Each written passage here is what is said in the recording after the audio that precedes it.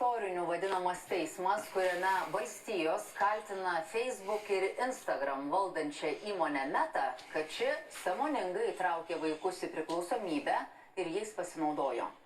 Įtariama, kad Facebook įkūrėjas Zuckerbergas matė neigiamus tyrimo rezultatus ir galimą žalą, bet veiksmų nesiėmė.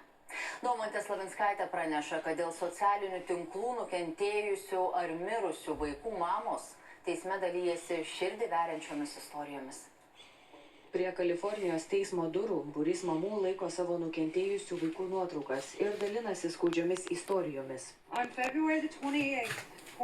Vasario 28 dieną 2025 metais mano sūnaus dvynė sesuo atbėgo sakydama, kad brolis sužeistas. Ji radau gulinti ant šaltų skalbyklos grindų. Nesupratau, kas vyksta. Apimta panikos ėmiau valyti kraują bėgant iš jo burnos ir maldavau kvėpuoti. Savo akimis mačiau, kaip jis pralaimė šią kovą. Tokių istorijų daugybė. Ekspertai pastebėjo, kad Facebook ir Instagram socialiniai tinklai dalį jaunimo sukėlė psichikos sutrikimų. Internete jie patyrė patyčias ir seksualinį išnaudojimą. Dalis net buvo įvilioti į intimius susirašinėjimus, kuriuose prašoma erotinių nuotraukų, o jas gavus vaikas šantažuojamas. Pareigūnas, buvęs FTB agentas, man pranešė, kad mano sūnus tapo seksualinio šantažo auka. Meta kaltinama socialinius tinklus kūrusi taip, kad vaikai ir paaugliai kuo ilgiau juose liktų ir taptų priklausomi. Prokurorų žiniomis įmonė net atliko vidinius tyrimus ir žinojo, kad ypač Instagram gali būti siejama su valgymo sutrikimais, nerimu ir depresija, kas neretai priveda prie savižudybės.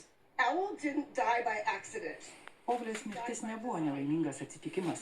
Jos mirtis buvo suprojektuota. Metos inžinieriai sukūrė algoritmus žinodami, ką rodyti 16-metei, kurie ir taip jau kenčia. Ir jie žinojo, kokią įtaką tas turinys jai padarys. Kovojančių įniršį skatina ir tai, kad įmonės įkūrėjas Markas Zuckerbergas iš savo darbuotojų neva asmeniškai buvo gavęs tyrimo įrodančio žalą jaunimui rezultatus, bet nieko dėl to nedarė. Meta net bandė uždrausti buvusiam įmonės inžinerijos direktoriui duoti parodymus, tačiau teisėjas šį prašymą atmetė. Jo paties darbuotojai įspėjo, jei tai padarysite, pakenksite vaikams, jie sakė manantis, kad to daryti nereikėtų, tačiau jis atmetė jo nuomonę ir sąmoningai kenkė vaikams, o vėliau tikino pasaulį, kad jo produktas yra saugus. Įmonės viduje buvo diskutuojama ir apie neigiamą patiktukų poveikį, tačiau vis tiek nuspręsta jį palikti. Valstijos prašo, kad Meta būtų nubausta maždaug $200 milijardų bauda. Be to reikalaujama pakeisti Metos programas, siekiant apsaugoti vaikus ir paauglius, įskaitant ekrano laiko apribojimus. Manau, tai bus istorinis įvykis. Tai sudrebins pamatus. Ar į teismą bus kviečiamas liudyti pats įmonės įkūrėjas, kol kas neatskleidžiama. Nuosprendis planuojamas spalį.